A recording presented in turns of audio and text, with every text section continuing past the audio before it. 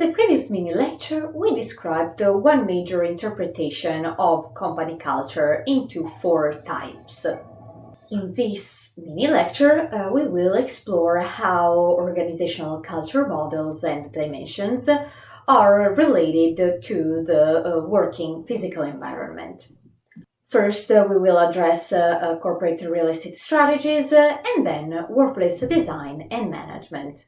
Some studies relate organizational culture to corporate real estate strategies. The most significant differences seem to emerge between the adhocracy and hierarchy cultures. Adhocracy cultures embrace flexibility, creativity, and employee-related strategies, and so they do not prioritize usually real estate costs.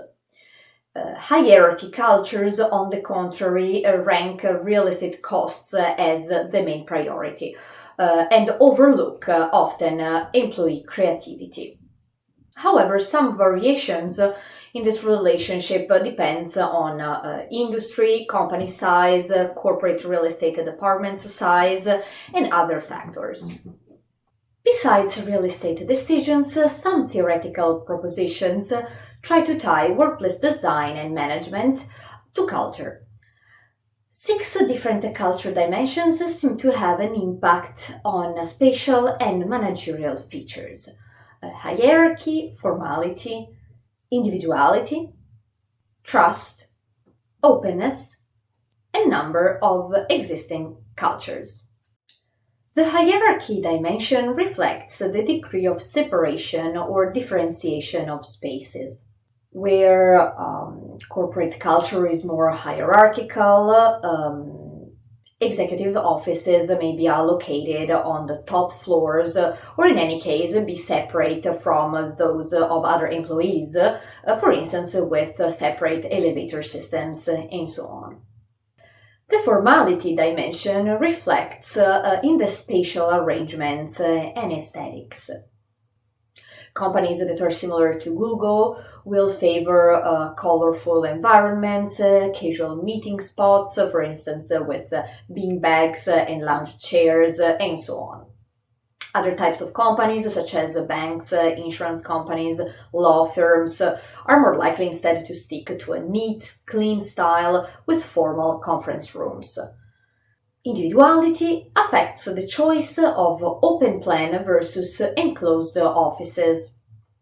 In a team-oriented organization, people will work in open plan offices to enhance social relations and chance encounters.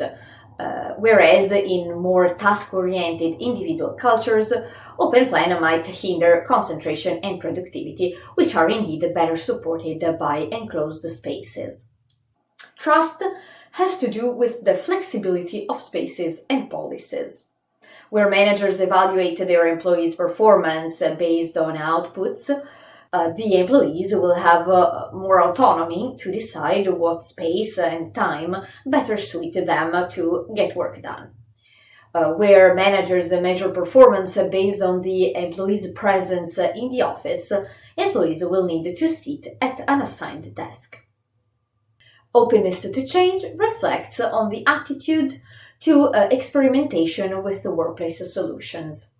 So organizations where change is the constant will be readily available to try out innovative workplace concepts. Organizations based on stability will need to embrace change at a more careful pace. And finally, uniform versus pluriform cultures impact the variety of the physical environment. Organizations with a unified, strong culture will prefer homogeneity and coherence of all the environments, for instance, in the colors, design, and furniture. Instead, companies that are rich in subcultures and that support diversity will promote freedom for differentiation and, for instance, even customization to specific employees' needs. In conclusion, organizational culture has a fundamental role in defining corporate real estate strategies and workplace management, even if more research will need to be performed. As employees are one of the key resources of organizations, the next module will explain how, besides culture, also individual preferences and needs should be taken into consideration in the physical work environment.